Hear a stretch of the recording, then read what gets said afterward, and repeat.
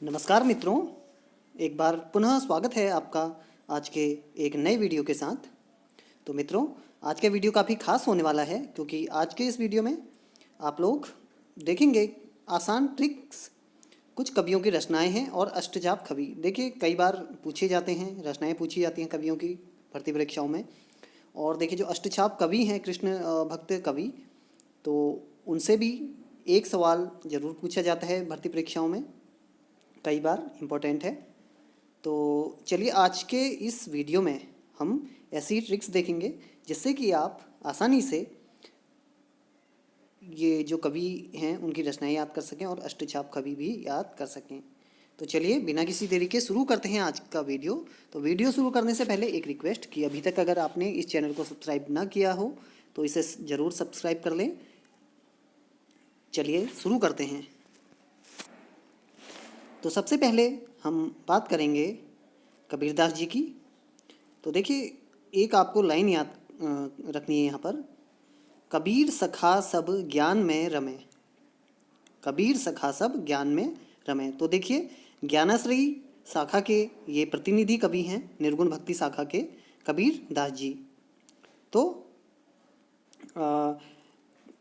इनकी जो रचनाएं हैं, मुख्य रूप से 3 रचनाएं हैं, तो इस ट्रिक के माध्यम से आप याद कर सकते हैं। तो जैसे आप देख सकते हैं यहाँ पर, कबीर सखा सब ज्ञान में रमे। अब देखिए, कबीरदास जी ज्ञानी देंगे, उनकी जो श्लोक हैं, जो उनके रचनाएं हैं, उससे हमें बहुत सारा ज्ञान मिलता है।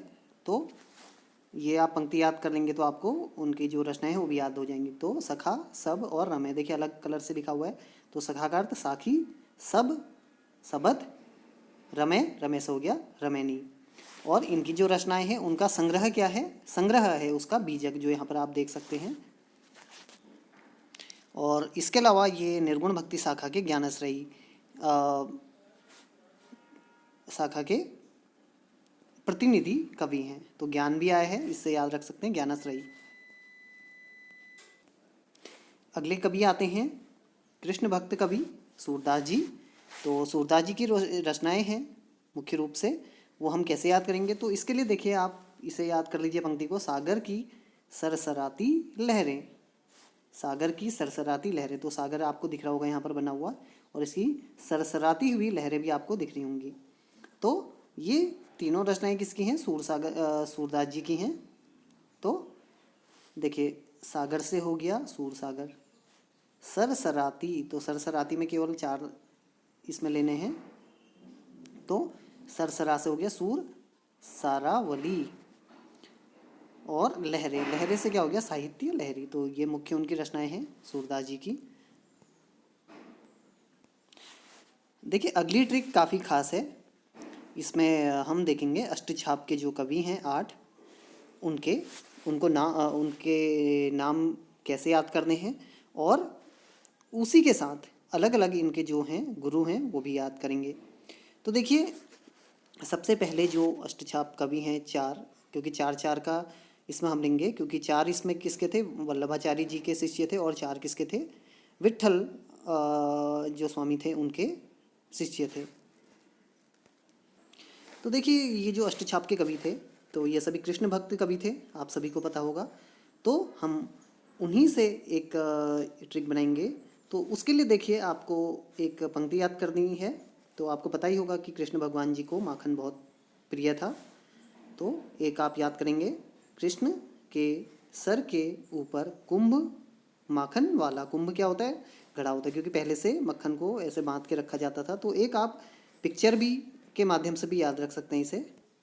तो आपको ऐसे कृष्ण भगवान जी का याद रखना है, उनके ऊपर देखिए कुंभ है माखन का, तो ऐसे आप याद रख सकते हैं पिक्चर। तो आप अष्टछाप के कवियों के नाम नहीं भूलेंगे। तो अब देखिए, अब सीधे कृष्ण, कृष्ण से हो गया कृष्णदास, सर से हो गया सूरदास, ऊपर, ऊपर का हम केवल पर लेंगे, पर से हो गया परमानंद दास, और कुंभ, कुंभ क्या हो गया? कुंभन दास। तो ये 4 कवि हैं। कौन से गुरु हैं इनके? माखन वाला, वाला से क्या हो गया? वल्लभाचार्य, देख सकते हैं आप, वाला से हो गया वल्लभाचार्य, जो इनके गुरु थे चारों के। तो अब बाकी के हम 4 जो कृष्ण भक्त कवि थे, क्योंकि ये कुल 8 थे तो उनका देखेंगे।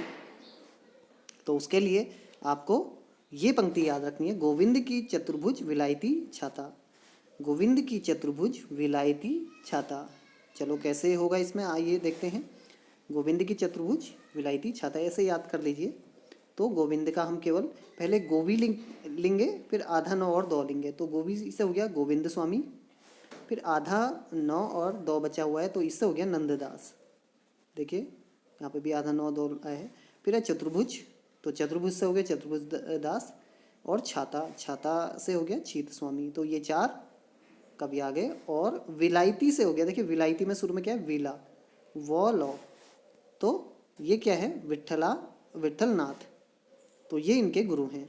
और जो विठलनाथ जी हैं इन्होंने ही 1565 में अष्टछाप की स्थापना की थी, ये भी याद रखिएगा।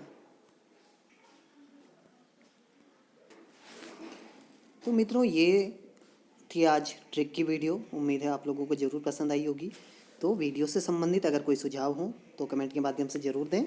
और पुनः एक रिक्वेस्ट कि अगर अभी तक आपने इस चैनल को सब्सक्राइब नहीं किया है तो ज़रूर इसे सब्सक्राइब कर लें, ताकि और भी आपको इसी तरह की ट्रिक्स, मॉक टेस्ट वीडियो मिलते रहें। तो आज के लिए बस इतना ही, धन्यवाद।